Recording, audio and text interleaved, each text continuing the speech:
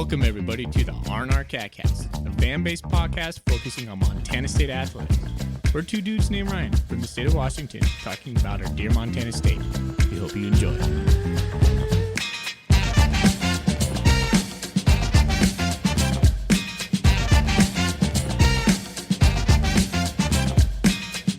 All right.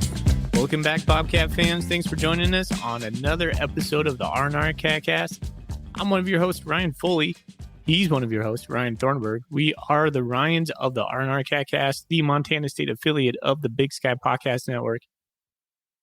And we are a podcast by the fans, for the fans. We hope we are your first listen for Bobcat banter. How you doing, Ryan? Doing great. Bobcats are 1-0. It was a 3-day weekend. We get to talk some game recap stuff, although you already did with your slick little instant reaction episode. I haven't got a chance to talk about it yet, but yeah, I'm doing great. How you doing?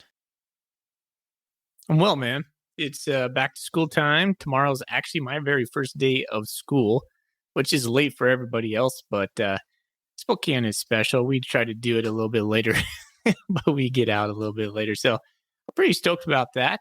Kids are going back to school and can't wait. All right. Well, back to school. Bobcats are back in school. And they took McNeese State to school. Boom. Hey, Thorny, why don't you mention our new sponsorship? Yeah, so this is an exciting thing. Thanks for the semi-weird transition right into this, but let's get it out of the way. We are going to be partnering with Manhattan Bank, based out of Manhattan, Montana. They got, 4 locations, Bozeman, Churchill, Manhattan, and Three Forks. And this is kind of an introductory announcement here. There's going to be more information to come. We're hashing out the details, going to get some, the ads recorded, content, the script, all that good stuff. But just want to throw that out there. It's exciting. A new partnership with Manhattan Bank is going to be our sponsor for this full episode show for 2022, 2023 throughout the calendar year. So we're excited to announce that and look forward to more information. Probably when we record next week. I imagine we'll have it all hashed out and get some more stuff for you. So that's our big announcement. We're pretty excited about it. We love just partnering with local Montana businesses. That means a lot to us. We don't want to just be out here peddling Bombas socks like every other podcast on the planet or whatever, talk radio. So we reached out to them and yeah, we're excited for this partnership. So there's the announcement on that. Woo! Yes, we are stoked. Excellent news. That's really good stuff. Excited to talk with those guys and get an ad roll and push it out. It's gonna be fun. All right, let's give a little bit of a show rundown of what we got planned for tonight. Like Thorny said, this is a game recap. We do these all the time, Back but it's to our normal first stuff. one for the 2023. So we're gonna go over the news. We'll talk about some injury stuff that came out in Coach Vigen's presser today that I got halfway through because I started watching it right before we recorded. Stats FCS poll came out. We'll briefly touch on that. And then Ryan and I are going to go into the McNeese State game. We're going to recap what we saw. And after that, we'll transition into the preview of the Morehead State game.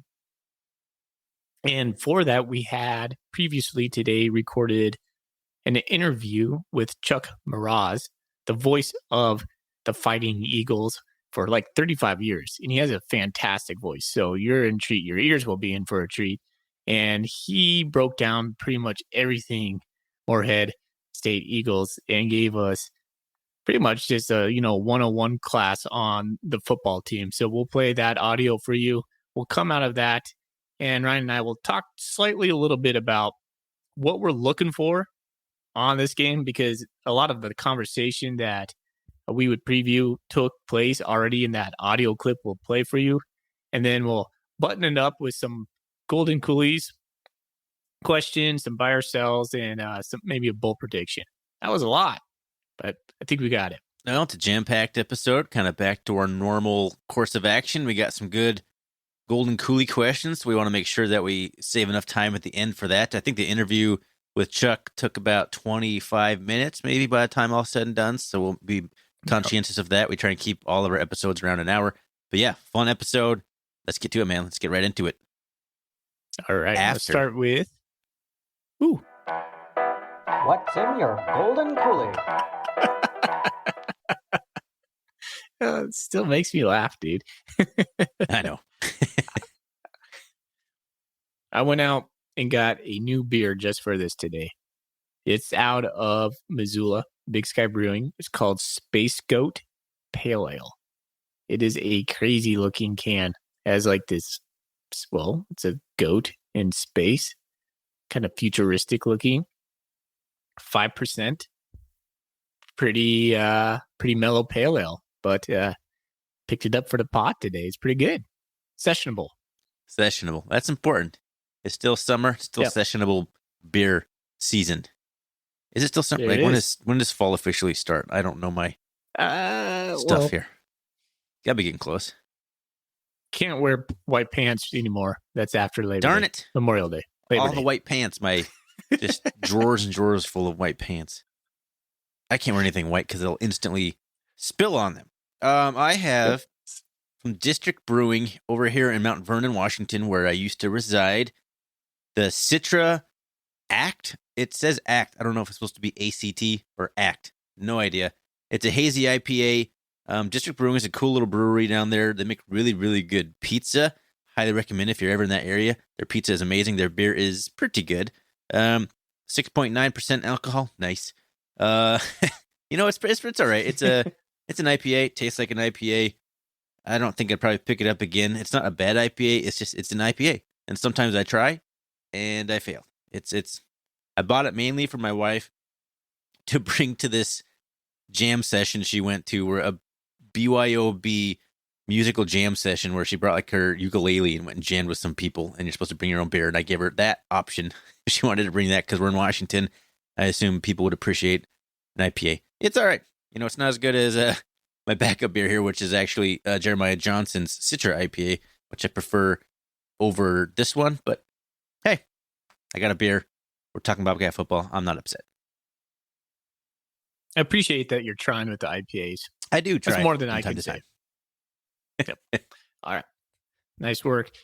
All right, let's get into just, let's talk about the FCS poll right here.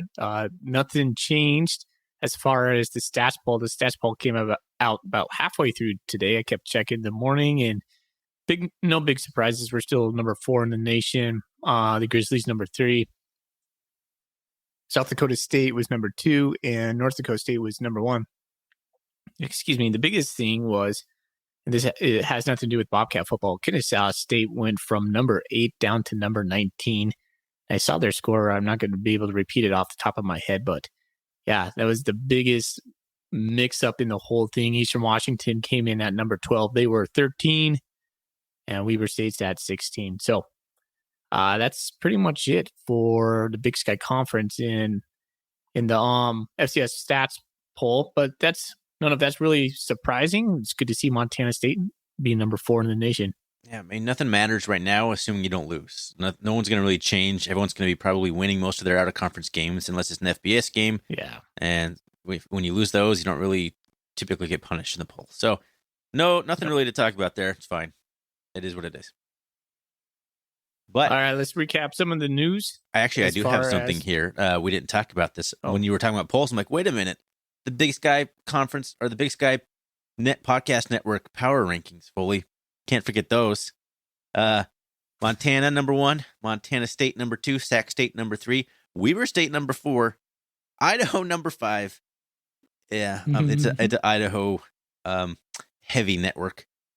Eastern Washington number 6. There's your top 6. So just thought I'd throw that out there for to chew on from the other podcasters around the Big Sky Podcast Network. Bobcats number 2. Yeah, I could see that. I would have put Eastern number 5 over Idaho. Gunnar Talkington. Come on. Like Eastern having another quarterback who's passing for 400 yards, 5 touchdowns. Yep. I mean, that's unreal, man. It's Tennessee State, coached by Eddie George, which is an HBCU in the, oh, goodness, I don't remember the conference off the top of my head. But a historical power. So good. I mean, that's still a great performance, but we'll see what happens when he gets into some more of the Big Sky play. But is likely going to be same as always, same as every other Eastern Washington quarterback since the beginning of time. You're good for 350 yards minimum and 4 touchdowns a game. He also had like 56 some passes or something. You're good for 50 passes. That's all they do. Unreal. Absolutely unreal. All right. Well, let's get into the game that happened in Bozeman. Before we even get into anything, let's just say Gold Rush looks phenomenal on television. It just keeps getting better and better. We were there last year. The shots with Alex Eshelman and just the sea of gold, the student section behind, just looked unreal. And all the photos that came out of that game, oh man, way to go, Bobcat fans. You are making the premier FCS venue for a game that I don't think that can be beat, honestly. No, I mean, I was trying to rack my brain. I was like, that's probably the best atmosphere in FCS right there. I mean, it might be the best single game atmosphere. Like an average game, maybe not so much, but yeah, Gold Rush has got to be up there. Now, speaking of like HBCUs, they do all those like big marching band things. They have the SWAC championship games. I think those are pretty off the hook. But yeah, I mean, Gold Rush has got to be toe to toe with anything else you can put up there outside of maybe, Brawl of the Wildcat Grizz. But for just a single game event, Gold Rush, man, Montana State has really done well. It looks so good on TV. The only thing that didn't look good was the fact that McNeese State was basically wearing the inverse colors of ourselves. So there was just way too much gold on the field. It was kind of, it was a little blurry and a little painful to look at. But other than that, it looked fantastic.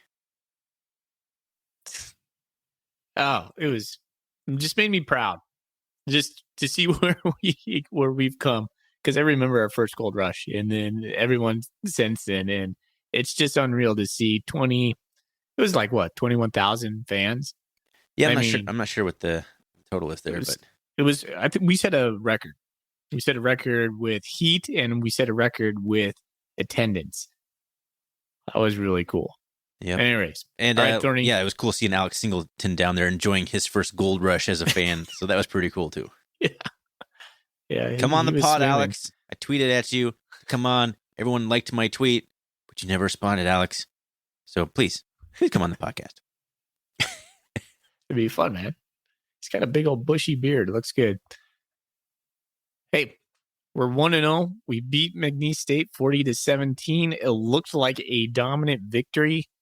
In my instant reaction, I kind of leaned a little bit different, but we're going to start talking about it. We got to start with the stats, though, and that's your game there, buddy. All right, well, let's take a look at the stats. The Bobcats win this game 40-17 on Gold Rush. Bobcats 26 first downs to just 11 for McNeese State. The Cats compiled 359 yards on the ground on 59 attempts for 6.1 yards per carry with 3 touchdowns. McNeese State mustered 158 yards. I'm pretty sure all of that was on 2 carries on 25 attempts, 6.3 yards per carry for 1 touchdown. They lost 37 yards on the ground, so we were able to stuff them quite a few times on sacks and whatnot. The Bobcats passed for 182 yards on 11 of 21 passing for 8.7 yards per attempt and 16.5 yards completion. That's pretty good. 2 touchdowns there. McNeese State held it just 145 yards on 12 of 23 passing with 2 interceptions by Callahan or Riley. Then we keep scrolling down. So 541 total yards of offense for the Bobcats to just 303 for the Cowboys. The Cowboys only ran 48 plays. The Bobcats ran 80 plays. That was complete domination in terms of plays ran. You look at the fumbles. The Cats fumbled the ball 3 times and lost 2 of them, whereas McNeese State fumbled it once and kept it allegedly. Anyway, 6 penalties on the Cats for 55 yards, which was not good to see. Just 2 on the Cowboys for 30 yards. So they were both personal fouls. It looks like both 15-yarders. And that's really kind of the main stuff there. Individually, we have Tommy Milan going 11 for 19 for 182 yards. Or did you want to take them individual? I guess we kind of pass this typically. I'm trying to think how we've done this historically. Early season form Go here. for it, bro. Tommy Milan, 11 of 19, 182 yards, 2 touchdowns for a long of 50 yards. He was sacked twice, which we'll get into that conversation. Start of the show, Lane Sumner, 24 carries, 176 yards for 7.3 yards per carry with a long of 40. Jared White, 7 carries for 90 yards, a long of 48, 12.7 yards per carry. That's going to be the big story here is the rushing attack for the Bobcats. And receiving was led by, yardage-wise, Lane Sumner, 2 receptions for 52 yards with that little rail pass thing that the Cats like to do, that Taylor Housewright likes to do. Robbie Austin came down with 3 catches for 40 yards and a touchdown, and Willie P came down with 3 catches for 45 yards and a touchdown. It was mainly the Knox Kadum show over on McNeese side, 11 for 21, 126 yards, 1 touchdown, picked off twice, sacked 4 times. Cam Ransom came in through 2 passes, was sacked twice. It was a really dominating performance. So there's the stats. So where do you want to go from here? What do you want to talk about first? Well, I just want to mention a couple of our defensive stats as well. We had Sebastian Valdez had 2.5 sacks, if I remember right. Let's see, there it is. Yeah, Sebastian had 2.5 sacks. Blake Schmidt had 1 sack. Ben Seymour had a half of a sack. David Alston had a sack. And Willie Patterson had a sack, apparently. Somebody else must be wearing number 11. Yeah, Kenneth Iden was wearing number 11. Yeah, there it is. Okay. Willie P with the sack. They gave Willie Patterson. And I think Tommy Malak on here, too, is for like a pass breakup, but that was James Campbell, who wears number 4 as well. So good job, guys. Yeah, the stats. I think the one that I would just pick one that came out to me was just Lane Sumner. He had himself a day and 176 yards on the ground, 50 through the air. So he accounted for 226 yards of total offense of our 500 and some odd yards. And he could have easily had probably 100 more if those 2 plays in the first quarter. It might have been first quarter, could have been second quarter, but he had one of those touchdowns called back. That was probably like a 45-yard run, and he had another one with a rush Reimer hold. So he had himself a day, and we knew Lane was capable of that. And it's just really good to see that he's just shining. He's got a chance now with Kagan out. Kagan, that would have been another thing with the injury stuff. We didn't actually mention that Kagan's probably going to be maybe out for the year. Coach Vegan kind of touched on it in his presser today, that he's dealing with basically some neck stiffness, and they're just being pretty precautionary with his return. So Lane's going to get a lot of touches with Afonso still on the shelf, and he made a lot of it. He did, absolutely. He was, I think a lot of us thought Lane was capable of that stuff. He showed a lot of that kind of stuff in 2019 when we were much more of a running back by committee. We had like 3 running backs with over 400 yards that year. But it was really good to see him come out and play like that, because honestly, he was most of our offense for a good portion of that game. Without Lane making those runs, the Bobcats would have been in big trouble in this game. So Lane Sumner, a very capable third-string back, honestly could be starting for the Cats, could be starting for plenty of other teams in the Big Sky in the FCS. He looked shifty. He looked strong. He looked fast. I mean, what's not to like? I love the way he ran. He looked really good running. He hit the hole quickly. He was decisive in which way he was going.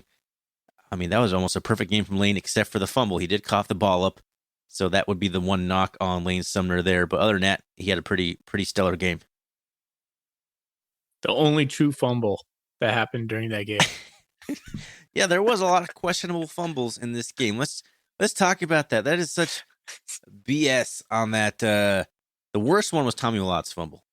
That very clear evidence. His knee was down, all the way down, and they didn't even review it. I don't understand why. Okay, so the other one you're talking about would be when it was at Knox Kadum, whatever. The Cowboys quarterback was going to try and punch it in on 3rd and goal from like the 2. And the ball came out, fumbled in the end zone. The Bobcats pounced on it. They ruled it a touchback on the field. they reviewed it, and I don't know the circumstances here. Was McNeese the ones who threw a challenge flag, or did the refs just decide to take a look at that? From television, I couldn't tell. All of a sudden, all I knew that they were just lining up for an extra point, and everybody's like, "What?" Like even the announcers were caught off guard. It was silly because the replay, he fumbled the exchange on the RPO. Like it totally came out. He pulled it from the running back. It came out of his hand, and it was out. And he was like, "Oh no!" And he reaches for the ball, and it just goes into the end zone. And they claim his knee was down. I don't know how his knee even got down in the play. I mean, he had the ball kind of trapped on his leg as he was kind of like you said, kind of Bosch exchange. He had it trapped on his leg, but it was there's the clear photograph, like the still from the replay showed the ball was like off of his leg before his knee hit the ground. It was so I don't understand how they could overturn it. That's the biggest thing, because they overturned it, which is absurd. You have to have such conclusive evidence to overturn a ruling on the field. Yeah. But so then they botched that one, and then Tommy Malotz is very obvious too, but they didn't review it. And somebody on the Coach Bobcat Vegan message said he was board, going to get some. Yeah, go ahead. Sorry. Yeah, I was going to say, sorry there, I interrupted you. Coach Vegan said he was going to get some clarification on that. And he's going to reach out to the conference and try to get some clarification why they didn't allow that to be overruled. Yeah, because I think somebody on the board said Vegan wanted to challenge it, and he was told he couldn't. Now, but so that's why I'm asking, did the Cowboys challenge the first one? And if not, how come the refs decided, let's look at this one, but let's not look at this one? Very confusing, because one was a scoring opportunity and one wasn't. Like, it was just weird. Like, why wouldn't you look at it? The photos, the stills of that are so clear. He was down so clear. Oh, okay, we got that out of the way. The first thing. We're going to be kind of all over the place on this first episode where we aren't in the groove yet. We're not in our mid-season form, as the pundits say. But that was egregious. Both of those terrible. So yeah, Lane Summers probably the only real fumble the whole damn game. Where do you want to go with this?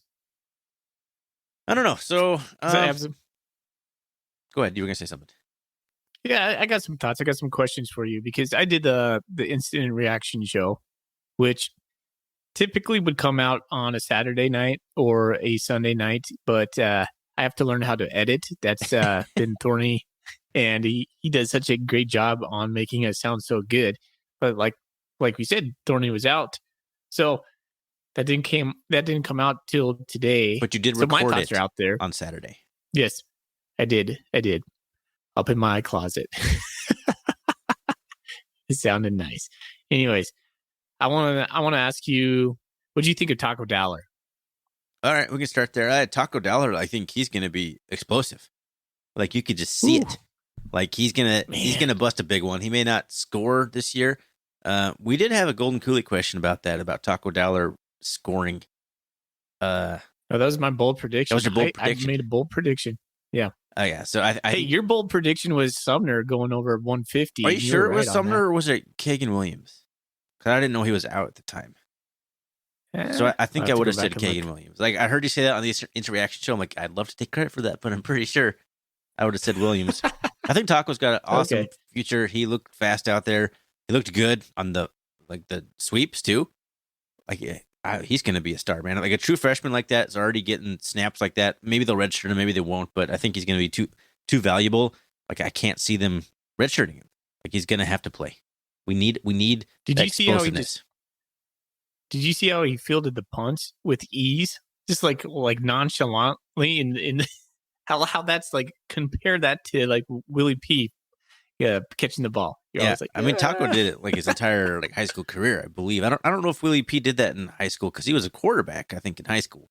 So he probably didn't field a whole lot of punts. So Taco is more of a natural, or more of a experienced punt catcher. But yeah, I was excited to see it. I'm excited to see what he can do. Okay, I got another question for you. What did you think about how we used Sean Chambers? I didn't love it. I don't hate it. I'm not sure what I think about it. It was weird. I love that they had him and RJ Fitzgerald back there. Like, that's a heavy package. And they did an RPO with Sean Chambers and RJ Fitzgerald. Who would have ever called for that or thought that was going to happen at any point during the season? RPO with RJ Fitzgerald, because I'm excited to see RJ Fitzgerald actually keep one of those, and I think he will. My bold prediction is at some point RJ Fitzgerald rushes for a touchdown this season. It's going to happen. Don't know when. It's going to happen. There's a lot you can do with it. Eventually, he'll throw the ball. They didn't show much. I think they're just trying to get on a film him just pounding teams up the middle, and they're going to do more with it later. But I didn't particularly love it. It takes the flow away. I like keeping hits off him a lot down at the goal line because that would be him just plowing up the middle because that's what would happen. But I don't know. It's going to be predictable if they don't change it up. So I don't know. I don't know where I am on it. Didn't love it. How about you? I mean, you're documented as echo everything not liking it. Yeah. Yeah. I was echo everything you had said. I'm on the fence because we got 2 touchdowns out of it, but tape's out. Yeah. Well, maybe that's part of the plan. Question. The tape being out of that specific version of it. Yeah. It's probably, I big had brain thought about stuff. that today. Yep. What did you think of, here, I'm just going to throw you a big one, the defense? A little concerning. I expected the defensive line to maybe not just smother everyone like they did. I wasn't really expecting gash plays based on poor angles and bad tackling, which is what we saw. Yeah. Didn't love it. McNeese State has speed. They're not like an untalented roster, but they're a Division I team like everyone else. They got some dudes, and maybe they're going to be better than people predicted, but I did not like what I saw. We're not used to seeing the Bobcat defense give up big plays, and that might just be we're better offensively, and we're just worse defensively, but we're still a really good team from the sum of those changes. But I don't know. I didn't love it. We got to stir that up. We got to tackle better. I think it's clear. Like, Reddy Short played okay, and I think he may have been the 3rd leading tackler, but I think Rylan Ort, and in particular last year, oh my gosh, who was the safety last year? It's killing me. Jeff Manning? No, the guy. Trey Webb? Yeah, Trey Webb. Yeah, I think we're going to miss Trey Webb. I think Rylan Ort would be a good stand-in, so I'm excited to see Rylan Ort get back. Reddy Short hasn't played a lot of football, so I mean, that's like one of his first starts in a while, so we'll see. But, I think the secondary kind of concerned me a little bit there, but overall, not super impressed, but lots of time to fix things. I can't tell if it was bad play calling too. Really, Matt Garza's first time. They were trying to figure out what McNeese was going to do. That made it challenging. I mean, there's lots of weird factors in this game, but overall came away a little slightly concerned, but I'm not panicking yet. We looked like we over pursued a little bit, maybe a little too aggressive, and sometimes we weren't hitting our fits.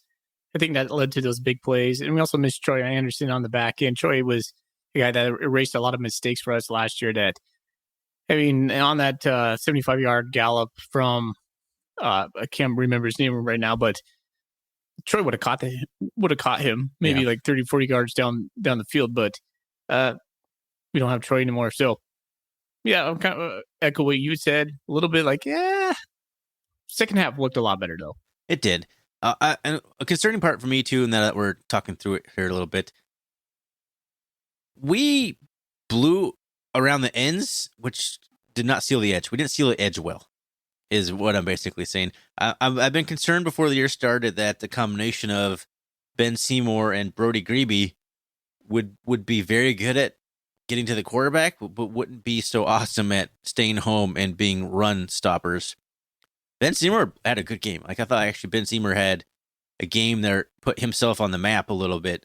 Brody Grebe, I didn't really notice him having too much of an influence on the game. I think he may have had a sack at one point, maybe down the end, but most of the sacks were Brody Grebe and Ben Seymour like getting around the edges and the quarterback stepping into the middle and then getting flattened by Sebastian Valdez. But when the two ends come around like that and then they hand the ball off to the side and there's nobody home, and that's where the big gashes came from. But I just don't know if that's scheme. They're over pursuing. They're a little too aggressive. Like, I'm not smart enough at football to know these things, but it seemed to me a little too aggressive on the defensive line, led to some openings, and there was nobody home to tackle after that. Nobody named Troy Anderson to chase the play down. We're not going to talk about Troy all season. I promise. Lots of stuff to improve upon. Yeah. And the defense couldn't shed blocks. Last thing I want to say, they need to get off blocks much better than that. I thought McNeese State could have been called for holding several times, but you got to get out of those. That's how football works. If you guys got your jersey, you got to break off of that. And the defensive line didn't do a good job of that, and the linebackers didn't do a great job either. All right, last question for you, Thorny, on my part at least. What'd you think of Tommy Mlat? Underwhelmed. I don't know. I kind of bought into the hype that it was going to come out and set the world on fire, and he looked okay. Like, didn't look stellar throwing the ball. Didn't look bad. I'm not saying he looked bad by any stretch, but I don't know. I was expecting with the offseason, like, all right, now he's got the whole system. He's had the summer and the fall camp to take control of the team. I mean, part of that could be the offensive line. Still being a work in progress, a young offensive line. But he tried to take off a little too much, and man, McNeese State was ready for him running the ball. They were very sound tacklers. They had a guy watching him. Anytime he tried to go out of the outside, a guy slid over there and was waiting for him. And Malak, most of the time, could not make him miss. In fact, he ran and then tried to put the brakes on and just got tackled. Like, that happened multiple times, trying to get the outside. Somebody was faster than he was anticipating at the end of that run. By and by, I think there's obviously lots of room for improvement there, but overall, not super impressed game one, but it's a game one. That's his first non-playoff start, which is kind of crazy to think about.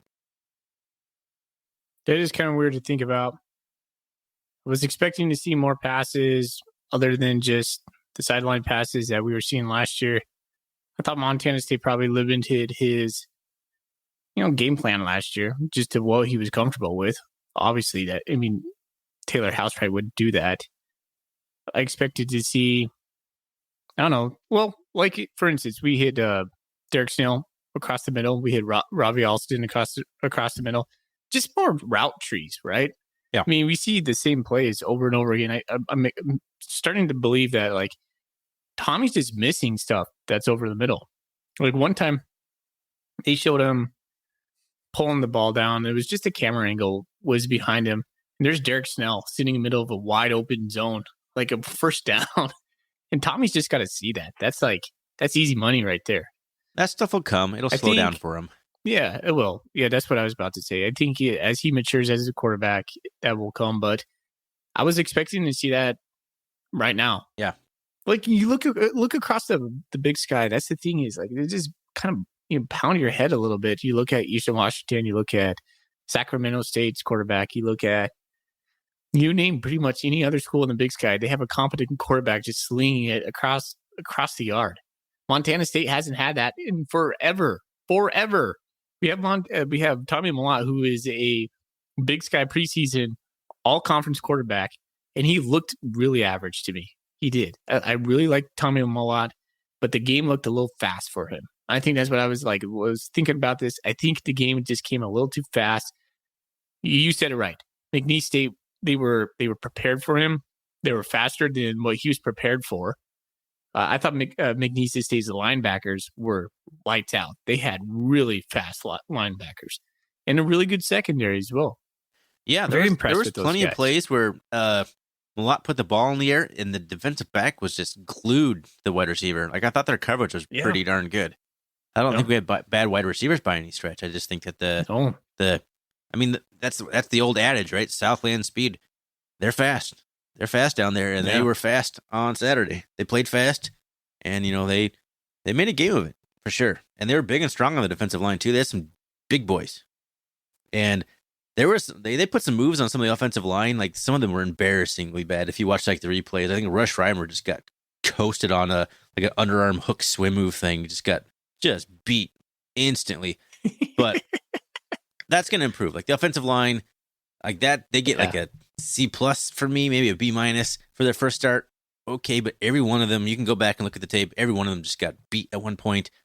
There was several times that I had I was fortunate to watch the game knowing the outcome. So I could sit there and when you're watching the game live, you're watching the ball, right? Most likely you're watching the ball. You're watching the fun stuff. I'm sitting there watching all right, I know the outcome. So let's look at the offensive line. Who's in on this one? I'm pausing it, making sure I know the the personnel on it. And there was times where two Bobcat offensive linemen went after the same guy, and then the other guy just came in unblocked. And I don't know if that's a missed assignment. I don't know if that's Tommy Malott needing to make that call or Justice Perkins. I don't know who's in charge of that. That happened several times. So there's just some sort of communications going on there that can be cleaned up. And overall, I'm optimistic about it. They got a lot better in the second half, but offensive line's got to play better if we want to be able to go the distance. But the distance being like into the playoffs, like deeper into the playoffs. Sure. Do you have any other thoughts on McNeese State? I mean, I could talk forever on this. I could talk forever. Jared White. I know. Jared White. He looks like a stud out there. Like he's not a speedster, but man, he's got great balance. He's physical. He's explosive. I'm excited to see what he can do. I believe stiff arm. Yeah, the stiff arm was just brutal, and it didn't even slow him down. That was cold. He kept his eyes downfield, and he just like pushed the guy down like it was nothing. I believe Jared White is the recruit that we were texting, and you told me that you weren't very impressed with his film. Don't do me like that. Don't do me like that. Hashtag old take exposed. Okay, no, it's one game. Who knows? But yeah, I mean, I don't know. It was exciting to see like that. He's down to like he would be. I thought he would have been 5th string. What happened to Elijah Elliott? Can we talk about that? He only got 1 carry. I don't know what's going on. I thought he got a screen pass earlier, but that may have been Jared White. I was a little confused on the. Yeah, because Jared White got credited for 1 reception for -2 yards. Was Jared White wearing 12 or 6 in this game? He was. He's wearing 12. Okay. Yeah. So he played fairly early on. He got a screen pass. So he got just smoked on because McNeese State cornerbacks blew up a whole bunch of screen passes. Yeah. I don't know if we weren't blocking or they were just reading it, us. but they blew through multiple blocks and just tackled our guy instantly. It was not pleasant to watch. But yeah, Elijah Elliott, I thought he would have been 4th string at worst. But he seems to, I mean, is he the next Demarius Hosey? Yeah, it's exactly where my brain went to. It's like I saw his body language on the sideline and it was bad. And that's the thing he could work on. But you put in all that work. Think about that, Ryan. You put in all that work, and then all of a sudden a true freshman gets in before you and takes a lion's share of the same snaps you were taking last year. That's gotta feel terrible. It's got to feel terrible. And that's what, I mean, the transfer portal makes it easy for guys like Elijah Elliott to just bow out at this point. So we'll see what happens. If he, tries to get those carries back, that's what I would hope him to do. Like, work for it, want it, show the coaches you want it, get those carries. But we'll see. We'll see what happens. I think regardless, and this is from a team perspective, we're in a good spot at the running back, whether Elijah Elliott gets into that 4th string spot, gets some carries, or if it's Jared White, either way, we're looking good. Agreed. I want to, Willie Patterson, man. He looks good out there. I don't understand how he caught some of those. Like, there's a guy that's like taller than him guarding him, and somehow he catches it like falling backwards. He looks good out there. I thought it was crazy that we're gonna have him on the outside, but it could work. It did work. He had 2 incredible catches. His fake backflip was so classic. That was so funny because like, no. That was Gold Rush last year, right? I think it was Gold Rush. It was where he did a black flip, got penalized. His butt chewed. He like did that little stutter and then like pointed at someone like and then just like ran off. It was so funny. I wish he would have pointed at Vegan. Like, nope, I'm not going to do it this year, coach. That was too good. I laughed pretty hard when I saw that because you have to know why he did that because he got penalized for it last year. So pretty funny. Pretty funny. Yeah. But it looked good, man. The wide receiver core looked good as a whole. What do you think of the wide receiver core? I'm kind of curious. Hard to tell. I was impressed with Robbie Alston. I mean, his layout catch on the sideline was probably one of the top plays of the game easily. That makes SportsCenter. It should have if it didn't. Well, Willie's catch was amazing too. His reach on that, he contorted his body almost like, it was unreal, that picture. I was looking forward to seeing Cleveland Thomas get some more spots. And then the guy from Sac State, I can't think of his name right now. Marquis The sophomore Johnson. from Sac State, Marquis Johnson. Yeah, those guys will get their spots. I just think Malot's going to have to, share the ball a little bit more. I was really impressed with Derek Snell. Like his 2 catches, I was like, yeah, let's go. Let's go. He's a weapon, man. He's fast and he has moves. He's got like some moves for a big dude. So it's been killing me for like years. Like get the ball. Right. He's trustworthy too. He's always making good things happen when he has the ball. Yes, absolutely. We should just go back to that all the time. So many tight ends will catch the ball and then they get tackled awkwardly or they just look weird around the ball. Like he looks like he's like a running back up. Like he knows what he's doing with the ball in his hand. Yep. Let's make it happen. You're right. That's a good point. It's a great point. Okay, last thing I want to ask you about this. I think that's probably the last thing I have. I'm looking at my notes. Like I said, I was able to watch the game. I'm sitting there like typing notes like, oh, this, that. I noticed that we didn't really sub very much in the defensive line at all the way until maybe the fourth quarter. Like Blake Heel didn't get in until the fourth quarter. I think Kyle Rigg maybe finally got in very late. We didn't go very deep until very late. And that was something that was like kind of our calling card last year, going like 8-10 deep every game, like just package after package. Didn't seem like it happened very much. So what did you notice that, number one? And if you did, number two, what'd you think about it? I did not notice that. Coach Vegan said that they played about 8 defensive linemen. So I wasn't really paying attention to the defensive line. They didn't do it till late. Until we were making sacks. And so I saw a lot of Blake Schmidt and Sebastian Valdez, but my eyes weren't drawn to the defensive line. Fair enough. Yeah, I was just noticing that because, like I said, I was able to pause it and look at the personnel like whenever I felt like it, and I did not see. At some point, it was probably the third quarter. I'm like, has Blake Hill been in? Has anybody else been in? It's like been Valdez, Seymour, Grebe, and Schmidt. Yeah, Schmidt was making plays. Schmidt played really well, but there was those 4 basically all game long. David Austin got in late. It was David Austin and Blake Hill finally got in pretty late. That was about it. Paul Brott's on here with 2 tackles. I don't remember seeing him. But just kind of curious because that's like something we're going to need moving forward. And I think I listened to the post-game press conference and Vegan did mention that they want to get some more guys involved. But that's what they said all offseason about like Tommy Mellott running the ball and not like running one running back into the ground. And here we are with Tommy Mellott getting 16 carries and Lane Sumner getting 24 carries. Is that going to be Vegan's downfall where he just rides guys into the ground? I hope not. Yeah, that's something to monitor. Yep. I was a little bit mad about that. It was my instant reaction show right there. It was a little bit salty. Yeah, I mean, talk all offseason about not wanting to do it, and then the first game, you do it. We got a game coming up. You'll hear it. But we got a game coming up that seemingly opponent where we should be able to rotate some guys in, you would think. So that's something that's like going to be on my radar coming up on Saturday. For sure. All right. Well, that's probably a good time to play the audio from Chuck Mraz before about Morehead State Eagles coming to town on Saturday. Is there anything else you want to say about McNeese State? Give you one last chance here. It's our first episode. We're excited to be talking football. It's probably gonna be a longer episode, whatever. We'll get better. I promise. We'll get more succinct later. But I want to talk about everything. I'm not even done. I don't want to be done. I just know that I'll talk forever if I don't. And I apologize in advance. Fully. We have some Golden Coolie questions. We do have to answer those. But after we were done recording with Chuck, Foley was like, "You steamrolled me at the end there." And it's true. I did. I was so excited. I'm sorry. I answered all of his questions. It's like one of my favorite things in the world was someone who doesn't know much about Bobcat football ask me about Bobcat football. Oh yeah, I will talk your ear off. And I apologize, Foley. I am sorry. I'm sorry to the listeners. You're going to get a heavy dose of me. But you did a whole episode by yourself. All right, let me have a few minutes.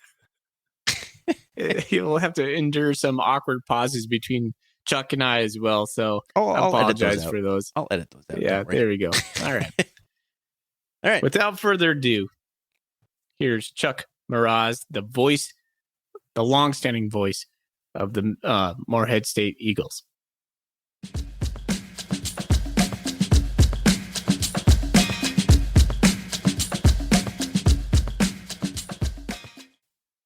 All right, Bobcat fans. Well, now we welcome in Chuck Mraz, who is the veteran voice of Morehead State football, or of the Morehead State football program for going on 30 some odd years. Chuck, thanks for joining the show here today. Oh, great to be here. Yeah, Chuck, thanks for joining us. We were excited to talk to you about the upcoming game from the Montana State point of view. I'm not sure. Ryan, I just thought about this.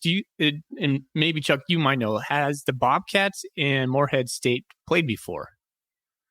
Not during my tenure. And I don't really think that they've ever played before. I think this will be the first ever meeting, to my knowledge. Yeah.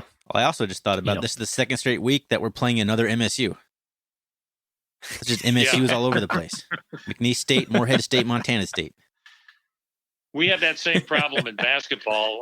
Murray State is leaving our conference after this football season, but when we play them in basketball, for instance, it's MSU versus MSU, so I have to differentiate between our MSU and, say, Murray in that case. So, yeah, I've been there, done that. All right. Well, Chuck, I have the first question for you. Tell us a little bit about your coach, Rob tenure. We know he's been there since, roughly about 2013 as a head coach, and you were just chatting with us. He has a previous history with Morehead State, and not just a little bit about him, but about the culture he's built at Morehead State. Yeah, it's been an interesting watch to see how that's come along. Rob came here in 2001 initially as an assistant, as our quarterbacks coach, and then worked his way up to offensive coordinator. And then when Coach Ballard left after the 2012 season, he was named the head coach. Rob was. We've had very explosive offenses under Rob, a very creative offensive mind. I think he's a former quarterback himself in college. He knows the game very, very well, very intense individual. And we're in a kind of a different situation. We're playing Division I football, but it's a non-scholarship brand of football. Of course, we play in the Pioneer Football League, which, is a non-scholarship league. He's had to try to find a way to negotiate that because we are the only public school in what is basically a private school league, which means we're up against some financial challenges that the private schools don't face. They can do a lot more with their finances in terms of the flexibility than what we can do. And so here in recent years, in the last couple of years or so, Rob has changed a little bit in that recruiting philosophy that he's had. He's been looking for more transfer type players, whether they be junior college or from other universities, mainly Division I universities. And that seems to be changing not only the culture, but also the talent level in this program. And it's starting to pay off. In the spring of 2021, we went 4-3. Then last year, of course, 7-4. And I think it's a good idea to do that because a lot of these transfers, when they come here, they're committed to this program. A lot of the freshmen come in, and because they're not held by scholarships, if they're not playing, they leave right away. So you have a bevy of them that will leave after their first year here, and they're tough to replace. So there's that constant roster turnover that you deal with. And now with this change in how we recruit, that's changed too as well. We have players that are stuck. They really feel like they belong to Morehead State. They're committed to Morehead State, and they'll stay here, whether it's 2, 3, maybe 4 years. Well, it sounds like Morehead State had some real talent that stuck around for quite a few years last year and finished second in the Pioneer last year. Why don't you tell us a little bit about that graduating class, some of the talent that Morehead State lost, and maybe how they're working to replace that talent this year? Yeah, they had, I think, the highest number of seniors ever in the program. I believe it was 20 plus, and I'd never seen that many seniors since I've been here. I mean, we had the senior day ceremonies, and we had to order a meal during it to go ahead to make sure that we had something to eat before the game started. But it was interesting. A lot of great seniors left here, and with them, the talent level we're in a situation we're unsure of right now because we're replacing a lot of great players. We lost our quarterback, Mark Pappas, who set several records. We lost our top receiver in B.J. Bird, who is an All-American, who caught 90 passes last year for over 1,300 yards and 13 touchdowns. He was a real playmaker for us. We lost our two top rushers in Isaiah Aguero and Earl Stoudemire. We lost our fine defensive end of Kansas transfer, Vaughn Taylor, who had 23 tackles for loss last year and 10 sacks. We lost our middle linebacker, Vincent Winey. We lost our two top cornerbacks. So there's a lot of change on both sides of the ball. And quite honestly, I'm getting used to all the new guys myself. So looking at the Eagles, what would you say might be their strengths coming into this year? I know you only have one game against Mercer, and that didn't fare well for you guys. And then maybe on the flip side of that, Chuck, what are some of the challenges that you're seeing early on? Well, I think some of the challenges are just, when you change quarterbacks, obviously you change the identity of your offense. And Grady Kramer comes from a fine program up at Fort Thomas Highlands in northern Kentucky. Last year, he had a chance to play a little bit. He threw, I think, 21 passes for the season. He's been out there a little bit and had a chance to see what the game is like. He's got a great arm. He's got a tremendous arm. He may have the best arm I've seen in a long time here. But, the jury's still out as to what kind of quarterback he'll be because he hasn't really played more than one game as a starter, obviously. He's 6'3", 218 pounds. He's a smart young man. His backup is a kid from Texas by the name of Carter Cravens, who looks like a good player too as well. He got a chance to do he got some mop-up duty in that game against Mercer, and I think he looked pretty good. Receiver-wise, with B.J. Bird gone now, you've got Jeremiah Scott and Christian Graves on the outside, I think are two good receivers. And then you've got Matt Guilfoyle back as one of our slot receivers. So I think really if I was going to look at the strength of our offense, it might be the three returnees on the line led by our all-PFL pick Cam Marriott, who's moved from left tackle now to center, along with Jackson Spears, who's a guard, and Jacob Ungrew, who's the right tackle. That's a good core to build an offensive line around, and we've got some pretty good receivers right now. The running back spot is still up for grabs in some ways. Chance Harris, who was a freshman last year and rushed for, I think, 139 yards, is right now the number one guy, but we're still looking for someone really to establish themselves there. Harris may hold the job the entire year, but there may be guys like Xavier Lomax and James Lewis and another guy by the name of Adebayo who might come in and play quite a bit. We're still developing that identity, though, as an offense. And really, in a game like this one coming up, for Grady Kramer, he's got to have protection when he goes back to throw. We do a lot of quick stuff. That's fine, but he's got the arm to throw it down the field, but he's got to have the time to throw it down the field. From the standpoint of our defense, we've got some pretty good guys. We've got two returning safeties, I think, are pretty good players. Cooper Krizek, who's all PFL at strong safety, and our free safety, Kyrie Keith, who led us with 4 interceptions last year, are good players. But replacing Vincent Winey in the middle at linebacker, that's tough because he makes a lot of tackles. He was averaging about 10 tackles a game. Losing Vaughn Taylor on the outside as an end, our leading rusher, that's tough too because he took a lot of pressure off the other guys. We're hoping that our Purdue transfer, Devin Connors, who played quite a bit last year, had some injuries. We're hoping that he can do some of the things that Vaughn did, but we're still developing our identity on defense too with Vincent Winey and Vaughn Taylor gone. Those were the two top players we had, and now we've got to find someone who takes over as that defensive playmaker as well.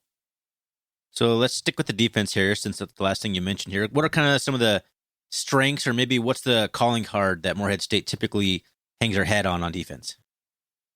We'd like to hang it on turnovers. We did a great job with that in the spring season of 2021. We had a lot of interceptions and fumble recoveries, not quite as many in the fall season. I know that's what they'd like to get back to. In a game like this, especially against a team like yours with a great deal of talent, we're going to have to force the action. And I think we may blitz a little bit more, and I think we're going to try to take the ball away if we can. And that's going to be difficult. But I think last year you guys only had 10 turnovers for the entire season. But if we can maybe make some things happen and give our offense some field position, it'll be up to our defense to make some things happen and get that ball back. So then the flip side of the coin would be the offense. You talked to us a little bit before we got on about a different offense. Never mind, it wasn't about necessarily the Eagles' offense. How do you see the Eagles trying to attack Montana State on Saturday? Well, I look for, again, a lot of quick passes. I really do. You'll see some bubble-type screens, I think. Just quick routes where they try to sit down inside a zone somewhere and pick up 5 to 7 yards. Really, our passing game is almost our rushing game in some ways. Last year, we only averaged 99 yards a game on the ground. It was more of a West Coast style of offense that we used. The passing set up the running, and then every now and then we'd hit you with a deep shot here or there, maybe to B.J. Bird or somebody else. But we're going to try to get those quick passes out to get ourselves in situations where we're not second or third and long. We want to be in second and third and manageable, whether that's 3 to 5 or 6 yards. So I guess I have a question then. So it sounds like they the Eagles are kind of forming an identity still, offense and defense. I guess, what are the expectations for this season, and maybe in particular, what are the expectations for this game here against Montana State? Well, I don't have the list in front of me, but because we lost so many seniors, we were picked to finish in the lower echelon in the PFL in the preseason polls. But, that's to be determined in my mind, because I think that some of these new guys that we have are talented. Even though we lost a lot, I think we do have some guys, and once they get their sea legs under them, I think they'll be able to play. In a game like this, we've got to show up. We've got to make some things happen on our own. We can't have a lot of bad things happen early in the ball game, because playing, especially at your place with a great crowd we know will be on hand against a very talented football team, that can snowball out of control in a hurry if you're getting a lot of turnovers, penalties, and not getting some yardage and controlling the football. Well, turnovers are certainly help the Eagles. I know the Bobcats had a few kind of turnovers that we're not accustomed to seeing this year. So it's certainly something that could keep the Eagles in the game. I think these kinds of games, you never know. Like if you let a team hang around long enough and get some turnovers, like these are where upsets can happen. So, we're looking forward to the matchup. I'm excited to see another kind of new program come to Bozeman. One of my favorite things to do is follow Twitter accounts of a team traveling to like Montana for the first time, and they snapping photos, or always checking out the mountains and the scenery and stuff. So that's always fun. Are you making the trip up, Chuck? No, we're going to be doing this broadcast remote. It's interesting. We started doing that, of course, during the COVID year, the 2021 spring season. We did all our road games remotely. We'll be doing our conference games in person this year. We did the Mercer game remotely, and it's quite a challenge. I want to say that, because we depend so much on the production values that were presented by whatever TV crew is working a certain game. Some are better, some are worse, some are more challenging. We have to rely on our computer stats quite a bit, because it also includes a running play-by-play, which will tell you who the ball carrier was, or the passer, or the tackler, and how many yards were gained or lost, and what yard line you're on. And you really have to be on top of your game. There's a lot more mental strain involved, and a lot more challenges involved in calling a football game remotely. Not so much calling a basketball game remotely, because you have a 94-foot floor, and you've only got 10 players to keep track of. But when you talk about a football game, you're talking about 100 yards of playing surface, and then you've got the end zone, so you add another 20 yards there, and plus you've got 22 guys running all over the place. And if you've got a wide shot, trying to pick some guys out at times, well, that can be pretty challenging. So, my partner and I have to rely on one another quite a bit to try to figure out exactly what's going on. We know that struggle just trying to do this podcast. We'll be trying to watch. What it is on TV. You don't see the receivers going downfield. You don't know what's happening in the secondary. You can't see the routes develop. There's just so many things you can't see. And then, we're talking about the game and not being able to see these kind of things. So we, certainly understand the struggle, and obviously not to the level that you would be struggling with trying to do live in-game calls on stuff you can't see so far zoomed out or whitewashed. You can't even see a number or anything like that. But yeah, it is interesting. If there's a real wide shot, you can't read the numbers. There's no doubt. Well, no doubt the Eagles are fortunate enough to have you, especially with your experience precedes you, sir. So 35 years worth of experience behind the mic. That's pretty awesome. That's something to hang your hat on for sure. And if Bobcat fans, or maybe any Morehead State fans, or anybody listening to this wants to check out any of your work or anything like that, where can they find you? Well, we broadcast through our website, msueagles.com, and also through our flagship station, which is WIVY, and they are online too as well. And if you've got an Alexa app in your home or whatever, like I do, sometimes I'll just ask them to play 96.3 FM WIVY radio, and it'll crank it up, and you'll be able to hear the ball game. But we appreciate the fact that we've had a chance to meet with you guys tonight and talk a little football. And obviously, we're excited about this weekend's ball game. We're excited to play. It's football season. We just love watching football, watching the Bobcats. So we really appreciate you taking some time again. And Chuck, thanks for coming on, and have a good night. Okay, you too. Take care. You too. Thanks, Chuck.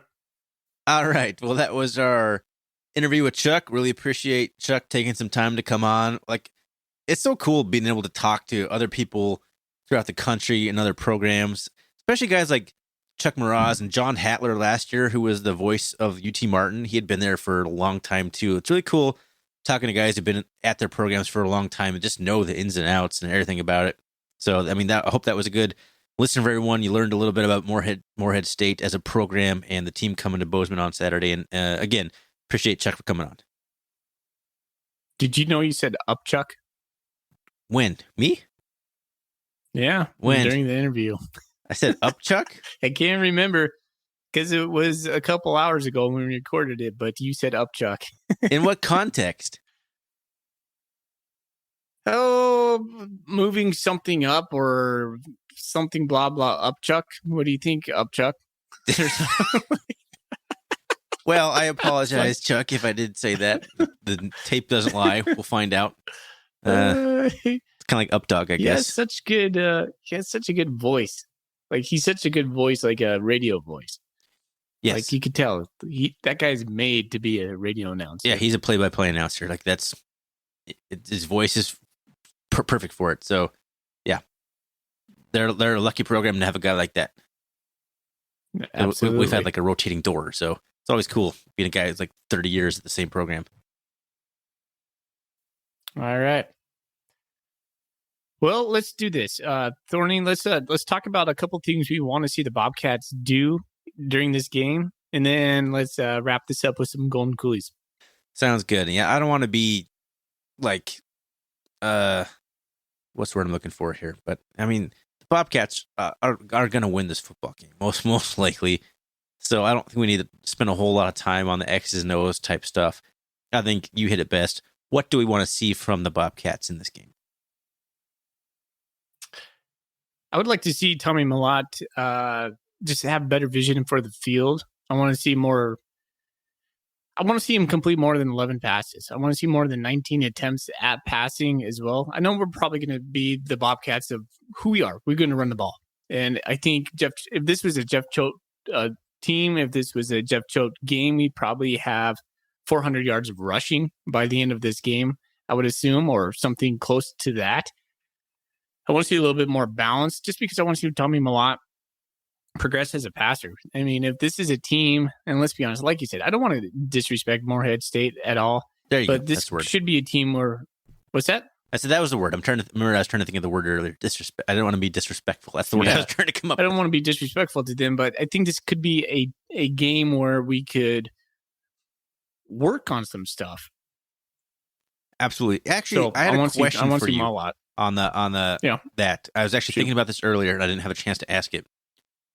How many passes, or I guess how many completions in particular, or I guess both, how many completions, how many passes roughly do you want to see from Tommy, or how many do you think we need to be doing to be like another contender title type team?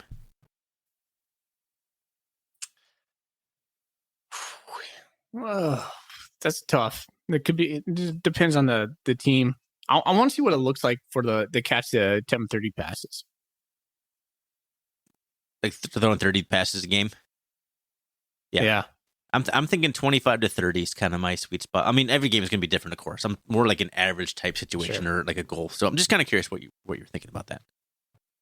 Yeah. What else do you want to see?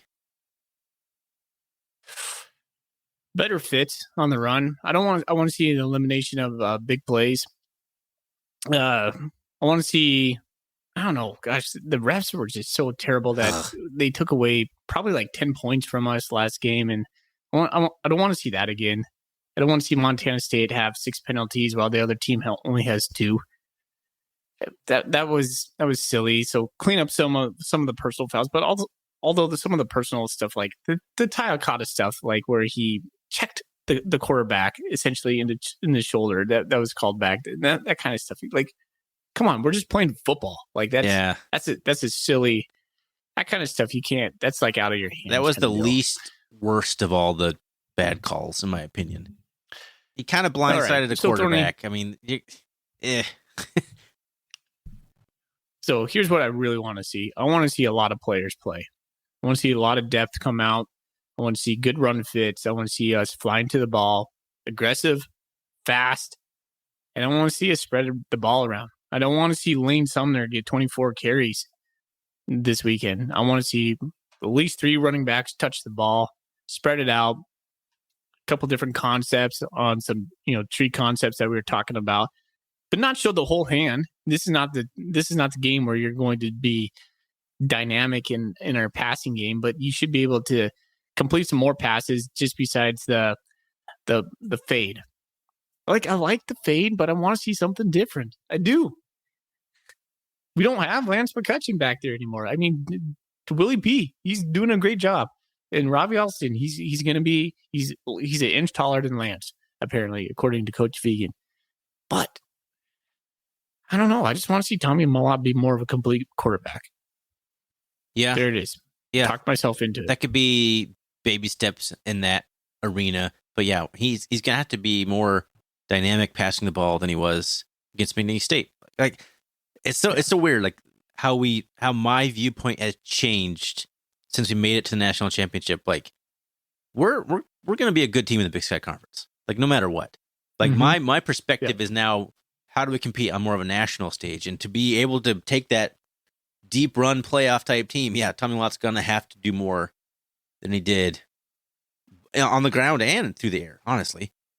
Like, his stats are only good rushing the ball because he had that broken, weird play at the end of the game where he had like 20-some-odd yard touchdown run or whatever it was. Before that, it was like 15 carries for like 30 yards or 20 yards. Like, he was just getting bottled up. He's got to be better passing and throwing the ball. As far as things I want to see, I'll probably take this baby step style. I want to see better tackling on the defense.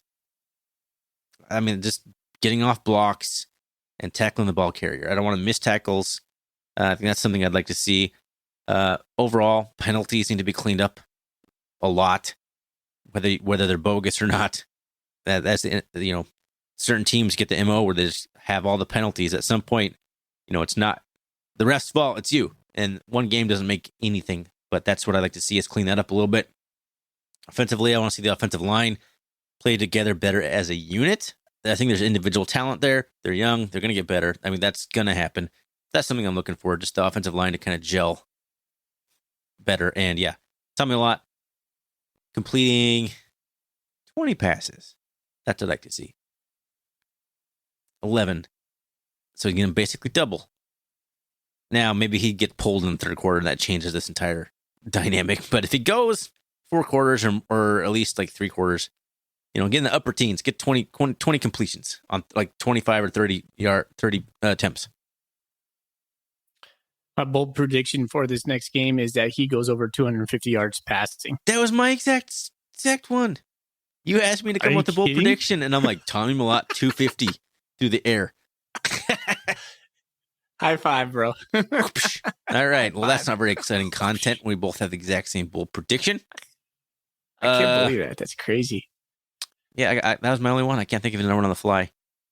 Hey, somebody asked us, would the Bobcats get, 13 interceptions this year?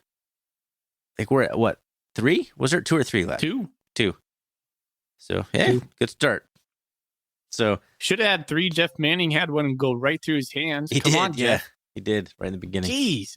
I was trying to think, like what's the other? Get much easier than that. What's another bold prediction I could have? I was like, well, a pick 6, I guess. If I'll let you have Tommy, I'll do a pick 6 in this one because obviously we almost had one.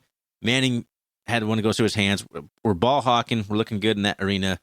But if you listen to Chuck Mraz, how he thinks that Morehead State will attack us, it'll be a lot of like slants or quick passes, screens, bubble screens. They're gonna get the ball out of the quarterback's hands quickly to minimize any overwhelming. Gosh, man, I can't think of words. That's hard about podcasting. You can't think about words when you want to think about it. Any mismatches versus their offensive line versus their defensive line. They're gonna get the ball out quick. I mean, that's how you mitigate that kind of problem. So we may not have a lot of opportunities to pick the ball off, but I'm still gonna go with pick 6. Okay, let's move into some Golden Coolie questions. I'm going to ask you this. Bloom Gold Blitz says, who do you think will be the best player on the field, either side of the ball?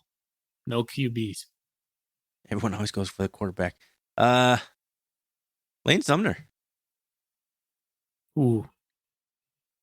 It's going to go Sebastian Valdez. That was mine. Yep. I was thinking Callahan, O'Reilly, Valdez, or Sumner were my 3 choices. How many cheeseburgers can Marcus Ware eat in a single setting? What kind of cheeseburgers here? Are we talking? I knew you were going to ask that. What was that place in Great Falls? What was that, like, old school, not Ford's? It was the place, Sandy's. Burgermaster. Zandy's or Sandy's? Oh, Zandy's. Okay. You could get 4 burgers for $1 when I was in high school. He could pound 100 of those. The patty was like the size of like I don't know, it was like 2 inches wide, and the burger bun was like 4 inches wide. He like had this. It was so pathetic. It was all bread. He could do 20 of any single burger anywhere. McDonald's 20? Cheeseburgers. He could do probably 30. Think so? 30 is a lot. Is a it lot though? Of burgers Is it though? For a 290-pound dude. How many could you eat? Me? How much could you eat? Yeah. If I was in a single setting. All right. So if you're not eating any fries or anything, I could probably get 10 down. Whoa. Those aren't very big, man. There's no way. Those are paper thin. No way those things are 10. paper thin. I mean, granted, you're eating 10 buns. 5. But when you buy buns at home, you could get 5. All right. Well, let's do this challenge. I issue a challenge to our listeners. How many? Film yourself eating McDonald's cheeseburgers. How many could you eat? All right, let's keep this going. All right. Could you have completed the pass to Tommy Milan on the Philly special? This is a jab at Sean Chambers. I could. That was a terrible pass. I watched that pass probably 10 times today. They didn't get a finger on it. That was just a crappy pass. Sean Chambers, you're a Division I quarterback, and you couldn't make that throw. Shame on you. I have 2 questions for you, Foley. When's the last time you threw a football around?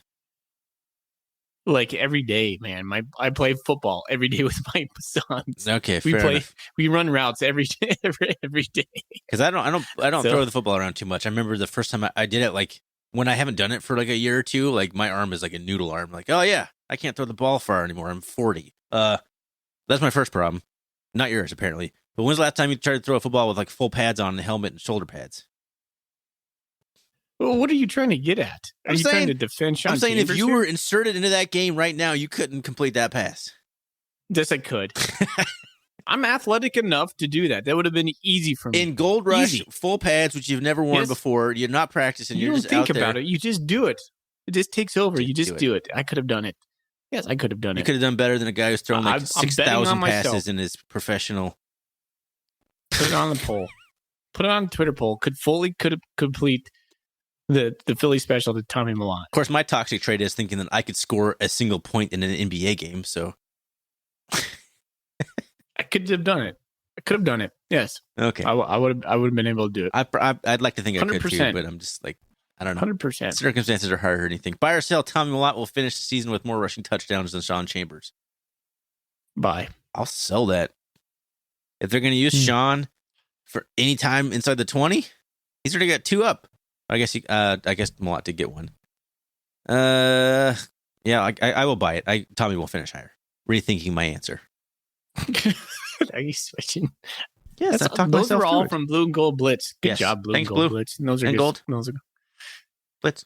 A new poster, Bobcat, 1963, with like a proper like spacing in between that. I like that.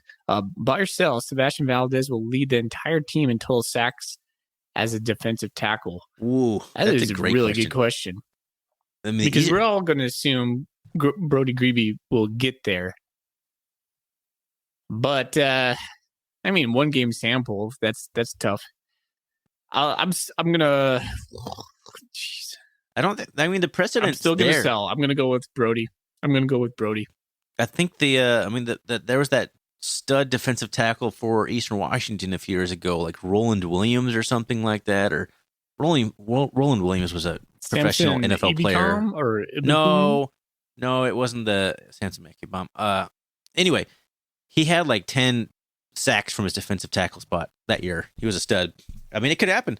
If it kind of plays out the way it did, where we keep collapsing the pocket and forcing the quarterback to step into it, and Valdez just wait there. If that's the trap we're laying every game. But overall, I'll probably sell it. I'm hoping I sell it. I'm hoping Greeby ends up with like 13 or 14 sacks. I don't think Valdez can get that many. Good question.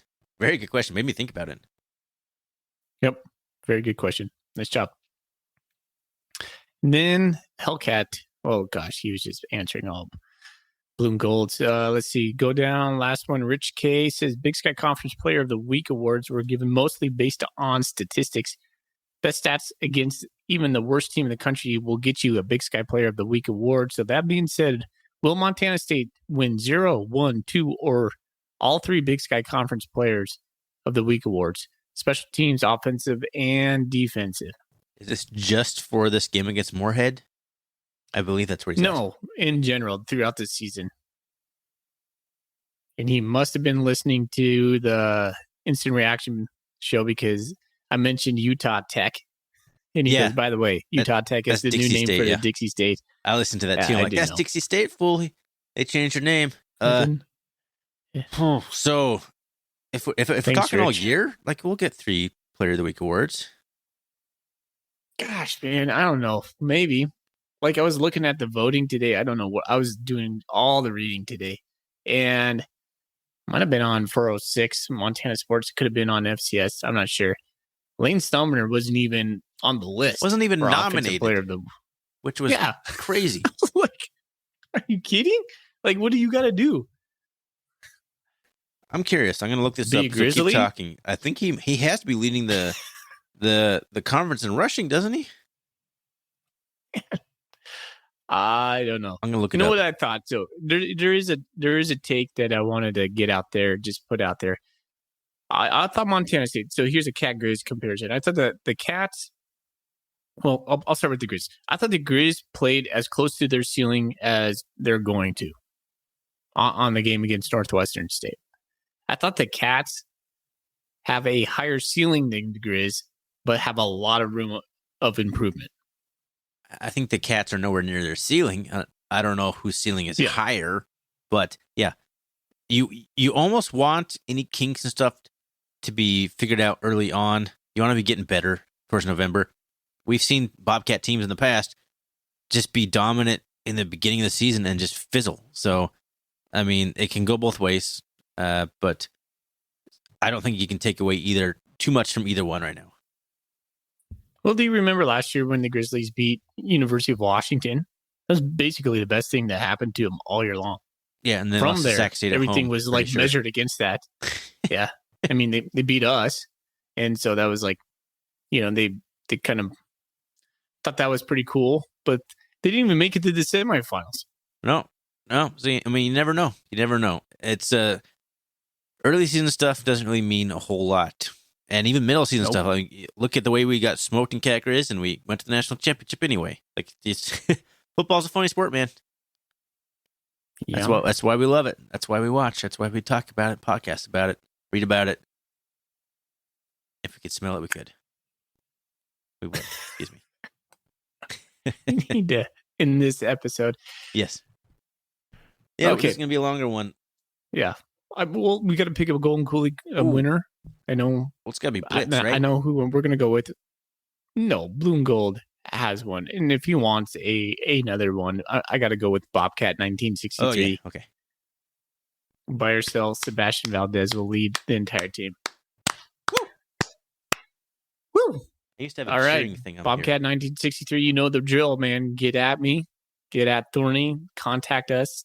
I'm Common Cat. He's Celtic Cat. You can just email me on Bobcat Nation.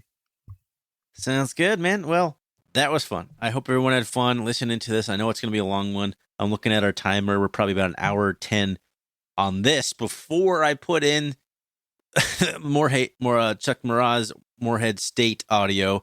So we're probably like an hour 40 on this one, but it's our first one. I think people will enjoy it. We'll get better. I promise. Thanks for listening, everyone. Thanks to Manhattan Bank for being our new sponsor. I'm excited to start this partnership and get this going here.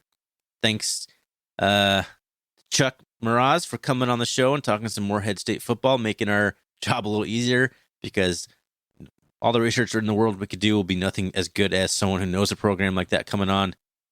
You can find us on Twitter, RRCatcast. You can always find us on the web, rrcatcast.com. You can shoot us an email at rrcatcast@gmail.com if those other things aren't your cup of tea. And Foley, let's get our first victory. Go Cats. Go Cats. Go Cats.